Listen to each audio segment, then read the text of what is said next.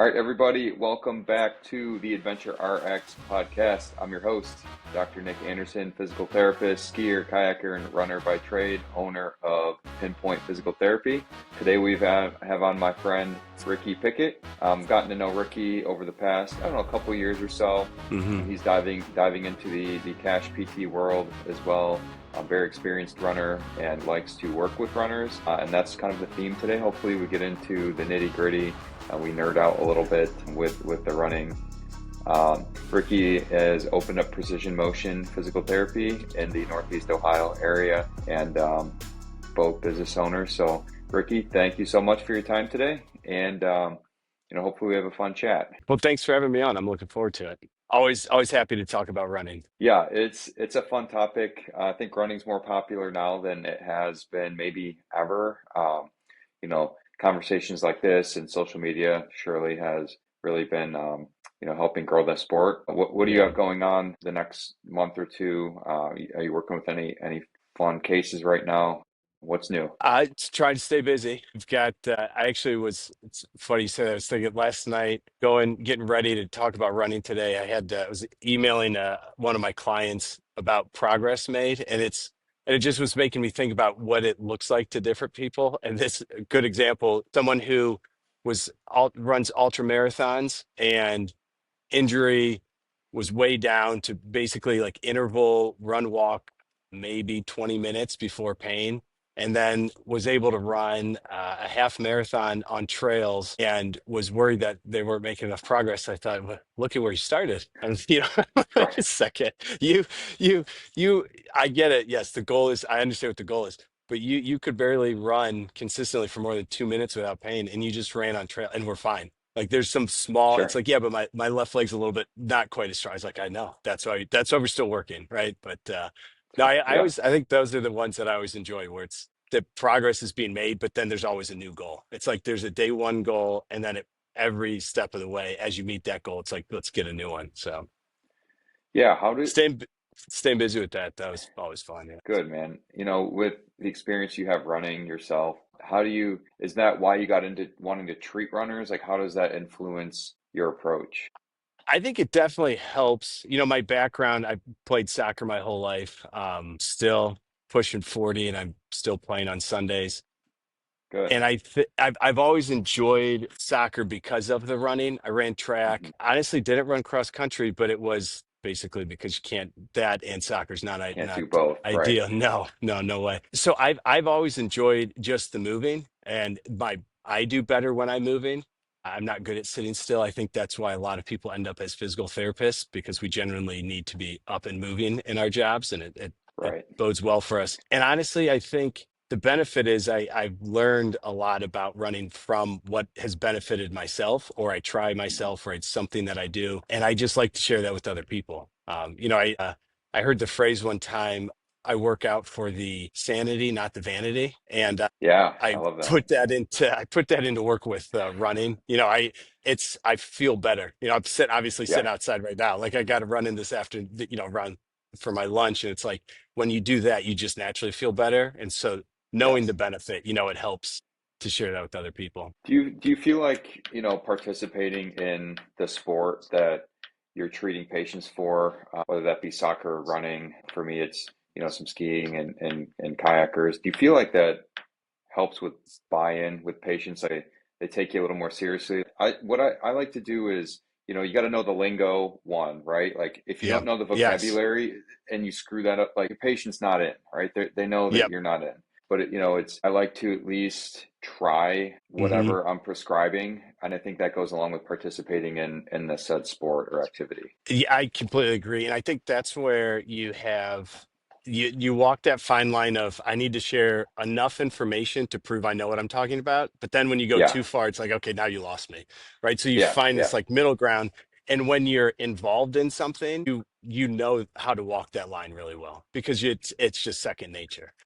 Even even when you asked me to to talk today, it's like, oh yeah, well I should look. I was like, well, what I've got, my brain is just filled with these things that Yeah. I enjoy talking about. Where when you're Right. passionate about something and you get to do that for work, it's a great combination. And I think Yeah, that's where absolutely. you have that background of actively doing it, and so people, you can relay personal experience, which is always valuable. There's things that I've tried. I always like to reference when I was in PT school and I went through my first running course with Rich Willie, who's great. That's he taught me a lot about running. Uh, when I after the one day I went to our the exercise center, and I was running in front of a mirror on a treadmill at night, so it was like a reflection, and I'm like watching Yeah. myself and doing like this motion analysis on myself. And it's from that point on I've always been like kind of tracking and watching what I do, and seeing what works and doesn't work. That's, as PTs, we got to try it ourselves to make sure it's worth it for our patients. So it's a good way to Yeah, go. with you kind of getting into like gait analysis, looking at Yeah. yourself running. Do you use that often, and would you recommend that with every runner? What I think running the 2D analysis, I think is Yes. great tool for it's easy. We can track a few Hmm. things. It's not very involved. Again, it's if you're injured running, is do you jump right to that? Like myself, I might wait on the video for a few sessions just to maybe find some lower hanging fruit. But what are your thoughts on that? Because you're doing some pretty cool analysis stuff out there. So tell us a little more about that and what your thoughts are on analysis as a whole. Yeah, I mean, I would start with research. That's where I like to base most of what I do anyway. Truthfully, the research on running analysis and gait analysis, it's variable. The benefits, it depends on, it starts with what Yeah, is the goal of the client for sure. What do right. you think is the best way to get there? And I would agree with you. There's a lot of times where my running analysis isn't day one. Now, if somebody comes Hmm. in and they are currently running at the typical mileage, time, distance that they are usually running, frequency as well, and they're just having symptoms or problems within that, then I will usually start with the running analysis in combination, obviously, with like a full assessment, musculoskeletal assessment, because like Sure. what you said, a lot of it is what can you do on a mat table, what can you do standing, what can you do non-weight bearing, weight bearing, and all these different things that feed into that running pattern itself. I Right. the other aspect too for sure is that you, with a running analysis, not all analysis is the same, right? So what we can see with our eye is not the same as a slow motion video, is not the Sure. same with a high definition slow motion video. And then I Mhm. also add in pressure mapping insoles, so those go inside the shoes. They're they're wonderful for this analysis I do, because I love 3D labs and what they provide, gold standard, but that's not practical to everybody. So to get as Right. close to that as I could, that's why I went out, when I started my practice, we've talked about it a lot.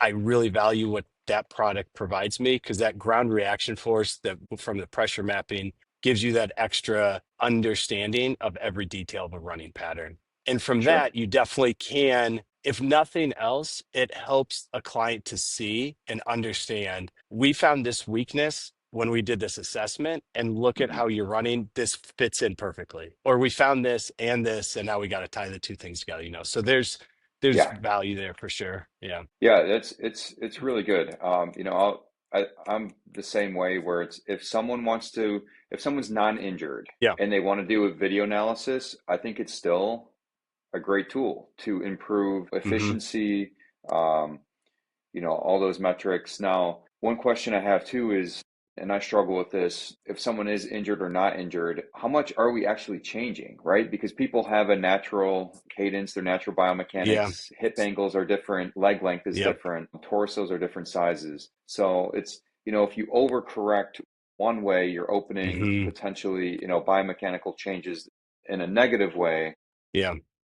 How do you balance that? Because it's something that I think myself struggle with, and I'm sure it's across the board. It's variable. Well, it's the question I get a lot. Like, well, how am I supposed to run? Well, I don't, I'm not Yeah. gonna, I'm not gonna tell you if there's, if it was It as easy as depends, that. right? Yeah. Well, and how many social media influencers would be out of a job? You know what I mean? Like you gotta, Sure. you Yeah. have to, Yeah.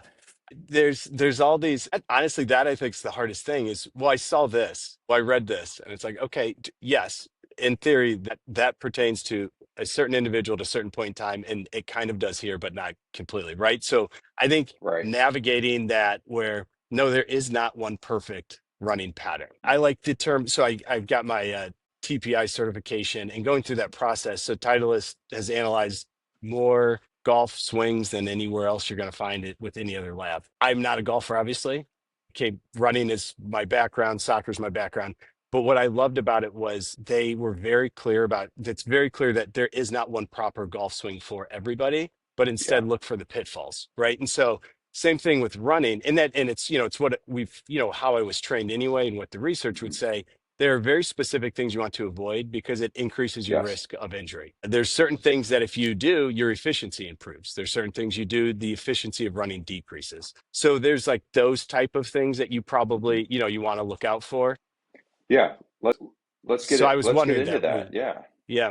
Yeah, and that's where I think like for me, I don't know about you, overstriding. That's a common thing that I talk about now with people. I don't know how do you Yeah. get to have that I conversation a lot? Yeah, I think the lowest hanging fruit that I see, overstriding leading to Hmm. low cadence. Yes. Okay, and overstriding you can get a lot of increased heel strike. Again, I'm not like Hmm. I think research is showing that the heel striking, and we can get into this too. Yeah. Um, Yeah. it's not the worst thing. Hmm. If you're forefoot or midfoot striking, it changes biomechanics at the Achilles, at the knee. Hmm. It sort of depends. Like if someone's having Achilles issue, maybe changing from a forefoot to a midfoot or minor heel strike might be less Hmm. load on that Achilles. Yeah. Again, it's getting into how much are we changing the mechanics of, someone that has been running for a long time. But yeah, I think the main two, the overstriding, very Hmm. slow cadence leading to higher ground reaction forces, which you would see on your Yeah. insoles, which would be really Yeah. cool. Well, and that's what I like about using them with that with the when you match it with the video analysis, you can see that the combined view. And I like to use it almost as biofeedback even for a lot of people. Yeah, cool. Overstriding is I like to tell people you're braking on every step, right? So obviously it's not Yeah. very efficient. If every Mhm. time you're trying to run forward and you're putting the brakes on, it's a lot harder. You then have to, you hit the ground and then you got to power yourself through. And so you're overexerting yourself on every step. That one, and I got a good one for you.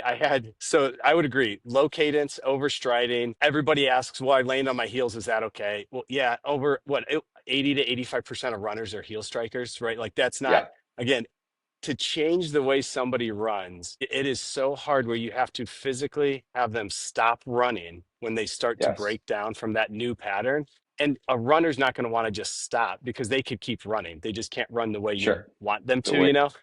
the correct Yeah, way of running, right? exactly. Yeah. Yeah. So that's why I think, I stay away from like a complete change. Instead, like let's find a weakness and work from there. But I had a good one a couple weeks ago. Overstriding plus an elevated cadence. First time I've ever seen that. And I'm talking like 190 steps Interesting. per minute and overstride. Huh. And I'm like, your legs are moving at a rate that like I can't even, I'm trying to understand how this is happening.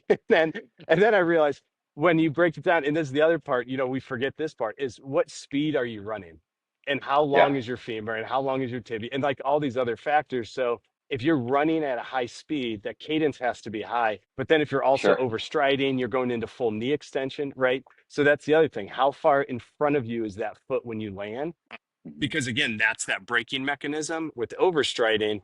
So that again, going back to the ground reaction force, I like to use that to talk about, those pitfalls and it shows it, right? Like I can show on there's this graph and like you see that peak and you see how it Yeah. drops now and then there's this other huge peak. It's like that drop is because you're getting into mid stance, right? So you hit the ground, there's this huge increase in force and the ground is literally reacting, so it's just pushing back on you. And as I tell people, that force is what you have to fight against. So for your ability to continue moving, the greater that force, the harder you have to work. And then if you change pattern, what muscle are you now going to require more? Or if you are a Right. runner that has, or if you really powerful soleus muscles, awesome, because that's really valuable for running, then maybe a pattern, either you've developed a pattern that really utilizes that, or let's find a way to utilize those muscles more. Or if that's what Sure. you're overusing, you're could risk of overuse injury. So now let's find a way to, increase activation of hamstrings or whatever it might be. Sorry, long answer there, Dick, but that was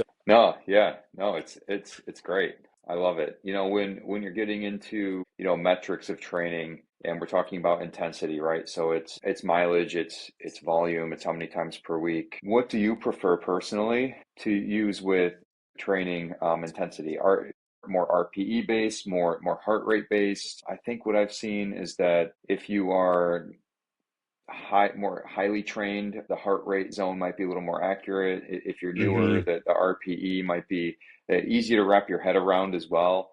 Um, yeah. I sort of use personally. I use both, where I do have my Okay. watch on, Mm, and on a hotter day, your heart rate's going to go up, and you may not feel like you're working, as hard as what the heart rate may show. But what are yeah. your thoughts on that? I think it's patient dependent. It's again, you have to have the equipment, right? So I'm not Right. going to offer that to somebody. So if you have the availability to measure, which a lot of people nowadays, obviously you can measure Hmm. your heart rate with any smartwatch. I think that's a really easy way to do it because it's objective. RPE is a little bit harder because there's some subjectivity there. The one Right. benefit to that though is if you, again, like you said, you can, I like to have people document after a run as well. So whether it's Yep. messaging me, writing it down for themselves, keeping a journal, however, whatever that looks like. And everybody's different. So sometimes that's necessary. Yeah, RP is good because again, I worked harder today than I did tomorrow. But now I'm getting better. And then this run was really hard. And it's like, well, yeah, that's part of it, right? Like if it's a straight line, that's easy. But really, it's this like slow progression, a wave of improvement through rehab. And I Yep. think you get both that with heart rate. Like you said, the weather temperature can change. Are you typically running, after work between 6 and 7 p.m. and then you went for a morning Mhm. run? Well, your heart rate's going to be a little bit different there as Gonna well. vary. Right. Yeah. And then honestly, pain scale's big for me too. That's one Mhm. I like to tell people, most running experts, not everybody, are going to say, keep the pain below 2 to 3 out of 10. When you're over Mhm. that, I think even I'm curious, like what your perspective is there too with the soreness, right? So like I'm Yeah. sore after a run, but I wake up the next day, I'm fine. Okay, Yeah. that's good. Keep going. So like Yes. how do you look at that? Yeah. So I do the same thing with my runner patients that are injured. Keep a journal, whether it's in your phone Yeah. or a notebook. Track your mileage. Track your pace, and then if you want to keep the RPE and heart rate zone as well in there. But more importantly, is how do you feel during? How do you feel after? And how hmm you feeling? 24 hours like the next day. Yeah. Um, and what you're saying is it's kind of fun because it's an imperfect science of Yes. how do you progress. So what is the patient's goal? If it's just finishing let's say a half marathon, then we're not going to push pace, right? It's going to be Yeah. mileage progression. Track that over time, and then you're hmm saying what you're saying is with the steps. Okay, if you're running and if it feels good during and it feels good after, and then the next day you wake up and it feels relatively okay, no more than, like you're saying, I try to say below a 4. Keep symptoms Yeah. below 4. Yep. That's your reminder of, okay, it's still not quite right, hmm but you're also not kicking up inflammation, you're not kicking up the nervous system sensitization, Yeah. you're not kicking anything up. It's like your baseline reminder. Hey, we have this IT band syndrome or an Achilles, like hmm whatever it is. As long as it's not worse the next day, especially with tendon issues. I tell my Yeah. patients, look, it might feel good during, it might feel good that evening if you wake Yeah. up and you take the first couple steps, and it's like, man, it's not great. So then we just step down the mileage for the next, take a day or two off and then step it down. Yeah. So it's an imperfect science. I Yeah. think, I like to preach running with some symptoms is fine. Yes. Don't fear the symptoms, but certainly respect them, right? Like Yeah. especially after the next 48 hours is a big tell. Well, and that's the other part that I have a lot of patience with runners or honestly any athletes that like you don't. I need you to focus on this, but also please don't spend all your time running thinking about these things. Right. Because it's Right. this weird, there's this, and I like how you say it's just like in general, how'd you feel when you're running? Sometimes Yep. it's like, I do need to know at between mile 9 and 10 is where the symptoms started, because that's also Yes. good to progress to understand. Yep. But And then I, you can just at, jot that in the journal, right? yes. Yeah. And I'm a firm believer in, telling people, well, if running hurts, just stop running. I say, well, let's find the reason it hurts and see if before you just stop running. Because the Right. attrition rate, what is it? I mean, the studies are all over because it's hard to really measure. But anywhere up to like 75% of people that start running stop running within a year. Yeah. And it's like, well, that's, you don't want that to happen. So it's find What? an answer, find a solution. Yeah. Why do you think that percentage is so high? My guess is it's motivation to get started with an exercise plan or a goal, and it's hard, and you get hurt, and then Yeah. why I'm not going to do this anymore. And you don't know where to find a solution or an answer. I think most people with a workout plan, right? The end of the year's coming up, and then Yep. everybody's got a New Year's resolution, and it's a really good goal and target to have. But then when you don't get an answer or you don't know where to find an answer, it's Yeah. it's easier just to stop, or go find something else. And that's where it's, as starting my own practice, trying to get that information out to people. Mhm. It's a lot easier to understand when you're starting or before you get started, how to run the right way, how to exercise the right way, how to take care of your body the right way so you don't get injured. Because that's frustrating. I get it. Yes. If Yeah. so, Essentially every runner has been injured at some point, and yes.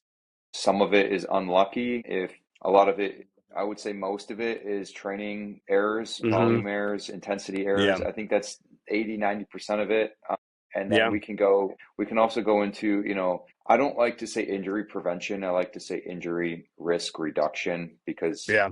I like the term. injuries happen, in a perfect biomechanical elite athlete, injuries are still a risk. Yeah. You can't prevent them. Stuff happens. But where do you think that strength training plays, how big of a role with runners? Because what I think the typical narrative is, if I put on muscle, it's going to make me slower. I'm Hmm. going to look like Arnold running. Like, first of all, you're Yeah. not going to look like Arnold. Okay, you're not going to No. look like Arnold unless, like, we're talking before we got on about the bodybuilders. Yeah. Trust me, you're not going to look like that No. unless you really, really try to. Yeah. But what are your thoughts on where strength training plays with endurance athletes? Think, for all the fads and trends that come and go in medicine, that's one of my favorite fads that I hope sticks around for a while. There's a lot of science and research behind it. Anecdotal evidence is pretty profound as well. Honestly, it's essential. Strength training for any athlete is essential. Strength training for every person is essential. So for when you are wanting to, whether you're getting started in running, it's a Mhm. great way to reduce risks of injury. Also just be more efficient. So running is actually more enjoyable. And then if you've been running throughout your life, if you want to continue doing that, right? So, I've worked with plenty of people who've been running for 20, 30, 40 years and would like to do so as long as possible. And Right. the best way to maintain that is strength training. And it doesn't, Yes. and that's where the other big piece of working with a lot of people, for myself, I don't have time to go train for a marathon and then strength train 4 to 5 days a week. Now, if you No. do, that's great. But my big thing, and this is where I'm curious what a lot of people will say to you, but I usually tell them 2 to 3 days a week, right? If you can commit Yeah. to a concentrated 2 to 3 days a week, and it doesn't take a lot of time, but it's knowing the right exercises to do. I could Yeah. give a generic, I've got like generic strength programs that I can give people, but they're most beneficial when they're fine tuned for the individual for sure. Yeah, I think it depends on the season too. You can relate this to any sport. Yeah. Say, soccer season, um, you want to maintain your strength. You want to go lower volume, higher Hmm. weight, sub Hmm. max effort, RPEs 7, 8, but not maxing out, right? You want to Yeah. maintain. So yeah, if someone's mid marathon training and they reach out and they're dinged up, like, yeah, we're a couple days a week of moderate strength training is appropriate. You're not going to just, okay, let's go power lift 5 days a week. It's just not a attainable goal. No. Depends on where someone is. Most of the runners I work with are I would say they're recreationally active. They're not at the Yep. elite level. And Yep. those people benefit, I think, the most from getting in the gym or, doing some home exercising and buying some weights at home. And with the strength training, it's like find a mode that you enjoy. If it's Yeah. if it's doing stuff at home, fine. If it's going to Planet Fitness, fine. If it's finding a barbell gym and getting into powerlifting, that's Hmm. great too. It has to be something that you like to do, and it also has to be intense enough where it will elicit, strength gains. Put Yeah. down the pink weights, the 2 pounders, ladies especially. Like, just Yeah. they're worthless. You're wasting your time. Yeah. For the most part, you gotta move some weight to make Yeah. really some changes. I think research with strength training now is really interesting. There's always stuff coming out. Yeah. But one of the trends I've been seeing lately is that the number of reps don't matter as much as Hmm. your intensity as Yeah. far as RPE, like getting up to a 7, 8, 9 maximal Hmm. effort with strength training. Within, everyone's like, oh, the 3 by 10 method, that's what PTs are Yeah. going for. Three Yeah. by Yeah. 10, 3 by 10. We're great Um, at it. Yeah. three by 10 is fine, but Uh-huh. you have to be close to failure. The little band Yeah. Yeah. exercises that you could do 100 in a row, it's worthless. So I'll It's get off it's my tough to my watch. soapbox for No, strength no, for no, that, man. but Stay on it because, like I said, again, it goes back to I have a certain amount of time in a day. So, when you run your own practice, and I know we're very similar, I think, in our philosophies here. If I'm working with someone and they're not getting better, they're not going to come back. And nobody's right, walking in the door to pay me to help them get better for me right, to just kind of give them a generic run of the mill thing. So I tell them all the time, I said, if it's, first of all, if it's not working, tell me. And second of all, I'm not going to waste your time with something that might maybe work. It's going to be hard, but I always yes, ask, how much time do you have? I got 30 minutes, yep, 2 days a week. Okay, perfect. Well, here's the thing. Those we'll make 30 it minutes get are work. going to be Yep, brutal, but it's going to be yeah, worth it. And again, hypertrophy doesn't happen because you're using TheraBands, right? Hypertrophy happens yes, because you're pushing that almost maximal effort. And that's the one thing I always tell them. Also, don't go to failure, right? Because that's not that increases your risk of injury. You want to find that, hmm, as I like to say, 2 reps in reserve, right? So yes, that's you're perfect, right there and you're almost there. And you did maybe again, how many sets, how many reps, it's variable. The other one I like to yes, do with a lot of people, if I've got that 30 minutes, I give them 4 to 5, maybe 6 exercises that kind of cover everything. And yep, it's 4 sets, usually 4 to 6 repetitions. yep, But yeah. I it's love that. A full yeah, body split, supersetting it, make it time yeah, efficient. It yeah. doesn't need to be 2 hours of bodybuilding, right? Like, No, no. people don't have that time. And Most also most don't. most people don't. Yeah, I got 4 kids, man. I don't have time for that. And the hardest thing is splitting it up, right? So I was again learned from my own mistakes. I would go running, and then I'm like, oh, well, I've got 20 minutes. So I've got some Hmm. dumbbells that live in the back of my car because that's part of my office is the trunk of my car wherever I go, right? So then Yep. I do strength training right after. Well, I just Hmm. fatigued my body running on Yes. trails for Yep. however long I did, Yep. and now I'm going to try to Yep. strength the strength gains were minimal and I never understood Yeah. why. And I'm like, well, Yeah. that's why. Yeah. You get that question a lot. It's, should I run before my workout or should I run after my Yeah. workout? And my answer is, what is the main goal? Yeah. If you want your run to be the primary goal for the day, then do that Hmm. first. Yes. If you want the strength training to be the primary goal for that day, do Hmm. that first and do a short run afterwards, right? Yeah. Yeah. It's just what is the goal? Like, there's not a right answer. Do you No, just no. just depends on what you want to get after that day. Yeah. Yeah. Are there any exercises that are your favorites? Obviously squat, deadlift, lunge, Yeah. core Yeah. work are all huge. One specific one that is a little bit different that I like to use is a um, ball, a march, one leg march. Ball Yeah. is on the wall, and you're sort of isometrically using Yeah. that hip abductor and just really cranking on that hip abductor Hmm. isometrically is like a nice warm up. Yeah. Any weird ones that you like to give patients? Honestly, I'm right in line with you. I usually go back to the basics. Again, if I know they've got maybe 20, 30 minutes, I keep it pretty simple. What I do like to do And this is where I think it gets confusing, and maybe we don't always, as physical therapists, express this the best way. But a lot of isometric holds, again, I'm throwing shade on TheraBands. There is Hmm. value there, right? It teaches you how to move the right way, and it's that Yeah. neuromuscular activation. So Yeah. the term, and I think I'm sure you've heard it before, the glute amnesiac is a common one, right? So like you're Yeah. Yeah. describing the perfect person. You got to wake the glutes up, man. And a great way to do Yeah. that is those isometric holds, get them in what would be like a mid Yeah. stance and push it Yeah. into the wall. Similar one, I do the same thing, but they're holding, knees going into the wall, and they're actually holding a TheraBand in their opposite hand, reaching overhead. Ooh, And I by like doing that. that, Yeah. it activates the core. It forces them so they can't lean into that side, forces you upright in a good position. But yeah, stability, I like to think about it as stabilizing into mid stance and out of mid stance. And if I do Okay. that, I've got a background in working with a lot of children from like a neurodevelopmental disability Hmm. focus where I'm doing a lot of true gait analysis and walking. And so running is a step above in many ways, right? It's greater force, it's Right. greater power and all these things, but it still goes back to that mid stance. What are you doing to control that? What should be the most stable point of the cycle? And if you aren't stable there, everything falls apart. Yeah. Yeah. That's a good one. With the march, are you, Yeah. for people listening, and I'm Yes. going to try this with some of my patients, are you Yeah. having them step on the band and then they're going like overhead press with it? Yeah, so if if I'm standing with the wall on my right side, right knees into the Okay. wall, left legs Yes. extended, so I'm in mid Yep. stance on my left.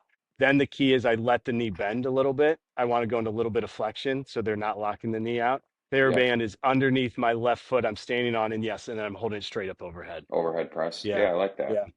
Yeah, and then the key is a lot of times I like to watch, the spine, they're just slowly extending in their lumbar spine is like no tilt, tuck, Hmm. and then come forward a little bit. You want a little bit of that flexion because it forces the glutes to really fire.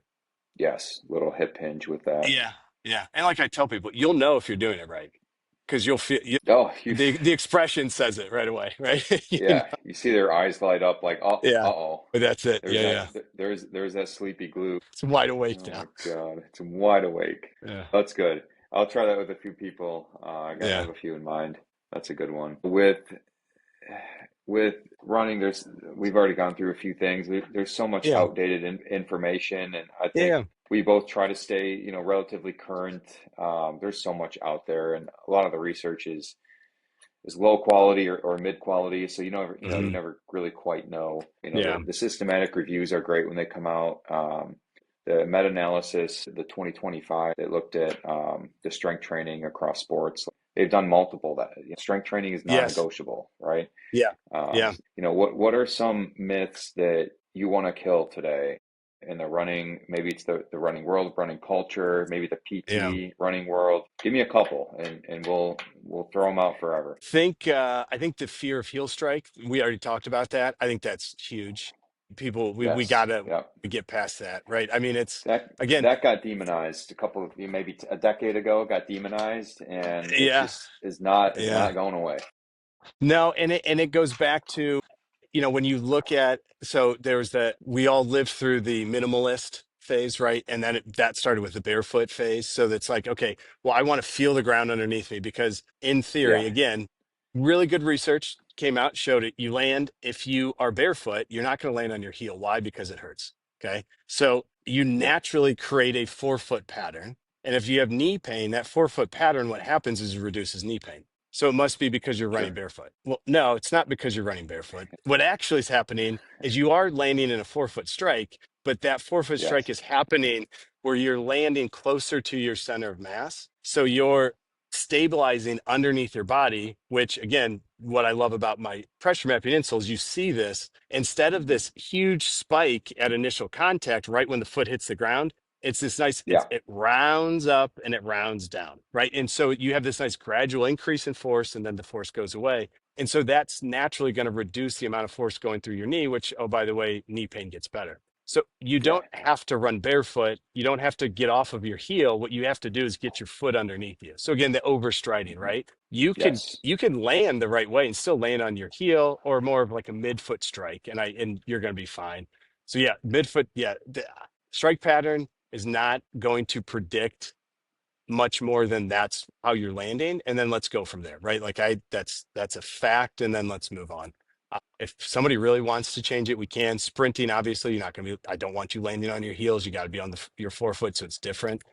So Right. that's Different for different mechanic, right? yeah, yeah. That's one. I think the other one, I don't know about you. I use social media as it's a good way to market. I also can't keep up with everything that's happening, but I do appreciate the algorithm likes to tell me what the world of running is like these days. Skipping. Listen, I can appreciate the value of skipping, but I don't know how many Yeah. times I have to read, if you do this, you are going to be faster. It's like, well, no, Yeah. and not quite, right? Like, yeah, it Yeah, helps. it's yeah, the There's skipping's value. it's interesting, with the triple extension is obviously a huge Yes. movement in any sport. When we're talking about Yeah. triple extension, we're talking about right plantar flexion, Yeah. knee extension on the hip getting behind you. You Yes. think of Yes. a sprinter in this in the blocks, right? Like they're Yeah. starting in a huge extension position, Yeah. then they're kind of pushing out of that. It's with any Yeah. sport, especially Yeah. running. Yeah. But yeah, the skipping one is interesting. What makes me cringe, and I think I have some of these on my Instagram page. So Yeah. anyone like don't come after me. But back when, a few years ago, it was do this exercise to fix your knee pain, Yeah. or do the, and Yeah. it's not that simple, man. There's so much No. more that goes into it. No. And like sure, maybe if you have a patellar tendinopathy, and Hmm. you do some isometrics, then yeah, your pain will Yeah. get better, right? We all know Yeah. that. Yeah. Yeah. But like you're saying, like skip for 10 minutes a day, you're gonna get faster. Well, there's It maybe doesn't really, you I mean, probably it won't can get help. slower, right? No, no, and that's the thing. That's what I struggle. And honestly, Nick, I've got the same thing, man. It's a learning curve. Listen, we went to PT school. Yeah, We didn't go to school for social media and marketing expertise. You learn it. You, right. you try something, you learn, you grow from it. But I think that just general idea that do this and then this is not. Hmm. It's way too difficult of a scenario, I guess, for most people. It doesn't really work. And it doesn't work in life in general. The Right. same shoe doesn't fit every foot. The same exercise Yeah. isn't going to fit every person. So you have to find the right set. And I think that's where people like you and I fit in, right? Hmm. You go to somebody who knows way too much about this topic so that they can like break through all of that stuff and help find the right thing for you. And the benefit is you find somebody that knows this stuff early enough, it takes a lot less time and also Yeah. costs a lot less money because that's the benefit I think where that's the other hard part. I listen to it. Clamshells, honestly, I'm tired of the clamshells, man. That was the other one. I was like, there's another one in my head. Again, valuable, right? It's really Yeah. valuable. But if It's you're a good telling me that starting point. It's a good starting point. yes, yes. And if you really need to like refocus on how to activate a certain movement pattern, go for it, man. That's great. Like, please do Yeah. that. But if you're telling me you've been doing 3 sets of 12 clamshells with a blue TheraBand for the last year, I mean, I don't know what to tell you. You've gotten It's like no really good wonder at why you doing haven't that. gotten any better, right? Yeah, that you're good at that, but that's not going to carry over. So, Yes. Do yeah. you know off the top of your head what is the X body weight on a single leg strike? I'm forgetting off the top of my head. It's for running, Yes. it's almost 3 times Three times your for body weight. Okay. each time you're landing, right? So It's those are got to be. the ground forces, right? Yeah, and it again depending on there's a lot of factors, but roughly, Right. yeah. 2 to 3x is what I've heard. So yeah, Yes. put the Yeah, yeah. yellow TheraBand down, people. Put the yellow TheraBand down. It's not it's gonna do it. It's not going to make a change. If we're talking just purely warm up and getting Hmm. the nervous system warmed up, like sure, do Hmm. some band walks, do some clams. Long term changes in strength takes months, and you need Hmm. appropriate Yeah. 2 to 3x. On one strike. Everyone keep that in mind. Yeah. It's a lot. It's a Well, lot of weight. and the hard thing there too is when you're looking at typical running, that 2 to 3 times your body weight is not transferable to every muscle the same way, right? So Right. yes, the glute med is really valuable, and I think there's a lot of good research to show why we fell in love with strengthening the glute med and activating, right? But going back to like the soleus I described, that is, I think if you look at most research, it has 2 to 3 times the amount of effort during running per, the size of the muscle, everything else, muscle mass. Yeah. But you're compared to the glute med. Then you look at like the quad. Well, the quad's even more important. So it's Right. like, okay, and that goes back to not everything is the right focus or right exercise for everybody. You have to really like work through it. And that's where, again, a basic musculoskeletal screen is essential for all of this because that helps Yes. start the process. Yeah, no, I like TheraBand use. I think it's really valuable if you're working on. It's like I like to call it negative reinforcement, right? A step down test, pulling them into valgus if they are in valgus, and Yeah. everybody hates it, but it's an incredible exercise to teach the Yep. neuromuscular system how to work the right way. So there's Yep. value there. It's just knowing when and how to use it. Yeah, I agree. Not to hate on TheraBand. Sorry, TheraBand, No, don't come after yeah, us. But there's, yeah, there's times, and I think physical therapy as a whole, Mhm. we underload our patients so Yeah, much. If it's maybe it's a fear of overloading patients and making them worse, or maybe hmm it's lack of SNC principles that I know in school is not a huge focus in PT school. I wish it yeah, was, I wish it was better where maybe, everyone has to sit for like a CSCS or something, or at least, yeah, at least have a class with that and having the option to sit, just knowing the training principles, right? And I think across the board, I think it's getting better with newer grads. It yeah, seems like more new grads have a background in exercise science or kinesiology or have been personal trainers, been around the gym. And we're talking like in the ortho and sport world, right? yeah. Outpatient. Hopefully that trend continues. hmm But I don't know why, I certainly, when I started off in general outpatient ortho, I was underloading everybody and people were Yeah, getting better. And it's like, well, maybe because time, yeah, that bodies heal over time, right? yeah, yeah, yeah. Well, and there are times when something is truly better than nothing. So, if you're Yes. coming Yeah. into it with nothing and you're at least doing something, it's going to get better. And that's the hard thing because you can look at, again, the value of what you're talking about is understanding that rep max and how high of a load you're going and what the goal is. So if you're looking Yeah. for true like hypertrophy of a muscle, it takes a lot because you got to break muscle fibers down so they can rebuild. It doesn't happen by doing 3 sets of 15. It's just not, that's not going to do it, right? You're going to Yeah. make minimal gains. You're going to be better at moving in that pattern. Your muscles will be more active, all great things, but it's not going to Mhm. be that true strength It's not size gonna, of a muscle yeah, increase. build the muscle size, right? That's Yeah. when we're talking hypertrophy, we're talking muscle size. Yeah. Strength goes along with that. I think so. So strength is a combination of how big is your muscle, right? hmm And hmm then how well can your brain activate all that muscle fiber to the Yeah. the maximal capacity. So there's the Yep. the two parts of it. It's the software and it's the hardware. Like Yeah. how well is it wired and how big is the muscle itself. Yeah. But again, you need the base of hypertrophy. You need the muscle Yes. size, right? Yeah. To Yeah. build any strength. If you have a tiny Yeah. little soleus that's, flapping in the wind, there's only so much to activate there, right? So Yeah. the You ceiling, can't. the Yeah. ceiling's capped on it, right? So Yeah. You can't push off very well. It's kind of essential for running. what is couple hitters to end here? Yeah. What is your thoughts on running shoe trends? Maybe you have a favorite shoe right now. Like for myself, I don't run enough currently where Yeah. I just have a daily trainer. I like the Brooks Ghosts, pretty Yeah. small drop, wide toe Yeah. box, pretty run of the mill, good running shoe. What are your thoughts on some of these? What's your favorite running shoe? And then Yeah. some of these crazy extra foam, it's like going Yeah. totally the opposite way of barefoot running. It's like a 3-inch wedge under your heel. Yeah. So favorite shoe and thoughts on the trends right now. Honestly, the last shoe that I bought for running with like really looking at speed, efficiency, time was the Brooks Hyperion. They have the new model that came out. I really like that shoe, honestly. It's one of those shoes that I put on, I was like, oh yeah, that's the difference. You can Mhm. tell. The super shoe, again, I've never tried running in one of those. I think the value there is if you are really serious about the time that you're running in. Yeah, Otherwise, please don't. Don't. It's not worth it. You're spending so much money. You're going to burn through yeah, those things so fast. They don't hold yeah. up. No. So no, I think I agree. I think Brooks is a great shoe. I mean, I've run in Asics. I just bought a pair of Carhu, which is Oh, cool.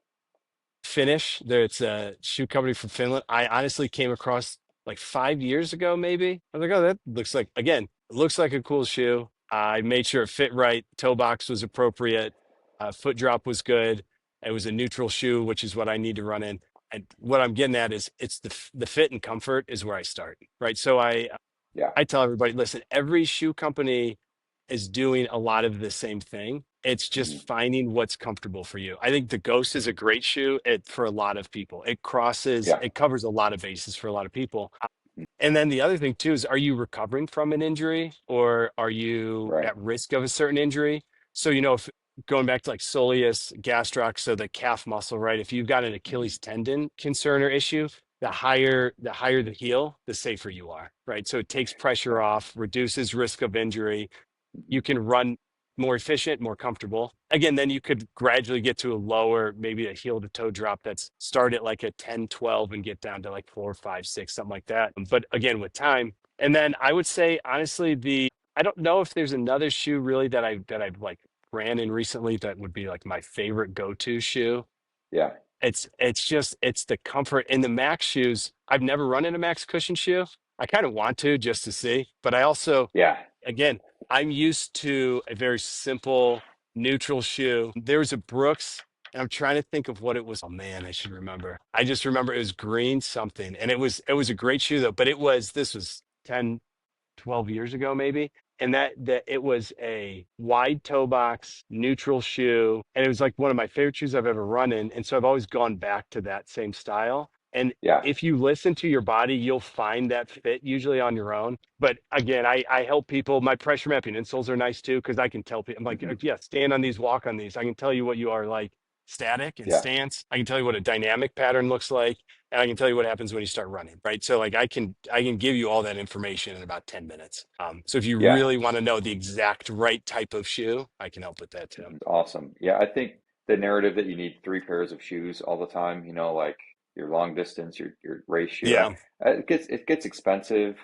Find Yeah. if especially if you're trying to get into the sport. If you're newer, maybe your baseline fitness is a little bit lower, and you're just trying to like ramp things up. Go to a shoe Yeah. store or talk with a PT, and they can give you some advice. Vertical Runner is a great store. Fleet's Yeah. fine, Second Soul. Some of the Cleveland area stores, and just try some on, and they'll let you take them out for down and back outside Yeah. usually. Yeah. Just try stuff and try them on. The race shoes look really cool.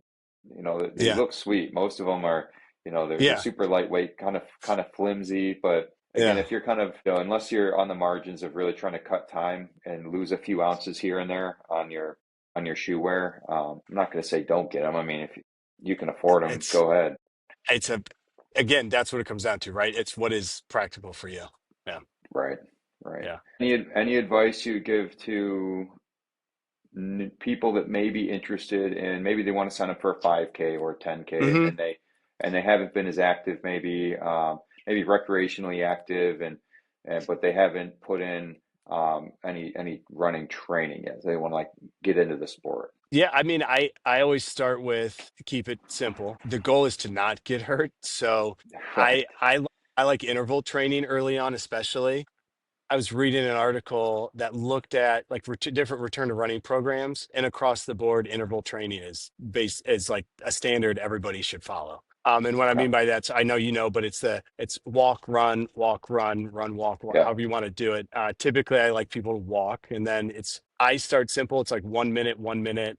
And then you Yeah. go, 1 to 2, Hmm. 2 to 3. It just depends on like what works. And again, there's a standard I use, but then I modify going back to Sure. symptoms and everything. Did you tolerate that? Yes. Okay, then let's progress. And I like to Yes. go at least 2 times at this certain interval before I go to the next one. Yeah. And then again, especially, a 5K, you got to be able to run. It depends. I'm guessing if you're getting back into running, you need to be able to run at least 25, 30 minutes, right? Hmm. Consistently without pain. So it's a good target. I think be able to do Yeah. that 1 to 2 weeks before the actual run. If you can do that, you're right on pace. And then with that, going back to the strength training, minimum 2 days a week, 3 days Hmm. preferably. if we can do some basic agility training as well, looking at that, the amount of load that your body goes through, because running is a single leg stance sport, right? That is the difference Right. between running and walking. You are only in single leg stance ever. There's Yeah. at least there are moments where no, your feet are off the ground, both feet. So you have to be able to land and push off on a regular basis. So yeah, Yeah. I mean, it's getting back into that, keeping it simple too. I mean, that's the other thing. I I think it's great to have a lot of fun, different exercises and activities. When people are getting bored with the same thing, go for that. But when you're getting started, keep it simple, focused, and keep people on track. Yeah, I think with getting into any new sport, progressing slowly with, especially with Yeah. running with your volume, I think, majority of running injuries and why you said 70, 80% stop is because they Hmm. do get injured, Yeah. with the injury and the pain. And a lot of those happen because you're doing too much too quickly, too much too Yeah. quickly. I think many people underestimate how deconditioned they can get. I know for myself, I'm 10 months out of my PCL injury, Yeah. and it was very apparent as I started running that I need to take things very slow. And I've always Hmm. ran, I've always been active, but the progression is very, very slow for me coming off an injury. So you can certainly have fun with it, go to Yeah. running clubs, run a couple days Yes. a week, Yeah. surround yourself with like-minded people. It's very exciting. It's Mm. the trendy shirts and the water packs and Yeah. everything. It's a lot Yeah. of Yeah. fun, a lot of fun. But just being mindful if you're newer to the sport, progress slowly. And if you don't want to and you want to go gung ho, then hit up myself or Ricky here when the wheels fall off a little bit. Yeah. No, it's a good way to go. And it's funny, the run club, they're growing everywhere. I got Oh yeah, my brother, and I think I've told you I kind of helped push my brother into it a little bit as well, but started a run club down in the Copley, like West Akron area. So if people are interested, Bright Run Crew every Tuesday night, and it's good. It's Bright Run again, Crew. you All right, yeah, and you cool, run.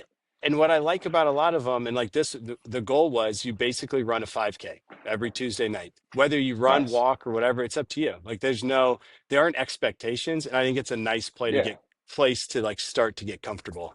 So yeah. yeah. Make friends Yeah. and hang out. All right, Ricky. Well, dude, thank you so much. This was a very fun chat. We can Yeah, I totally set appreciate it. this up again if we want to. There's always more to talk about. Super excited for you with Precision Motion. Hopefully, keep the ball rolling there, and hopefully, I'll catch you soon one of these days in person. Yeah, no, I appreciate it, Nick. It was a lot of fun going through this. I happy to talk running anytime you got it. All right, man. Well, hopefully, everyone enjoys this episode. I'll try to get it up within the next week or so. Sounds good. All right. Thanks, Ricky. Yep. See you, bud. Bye.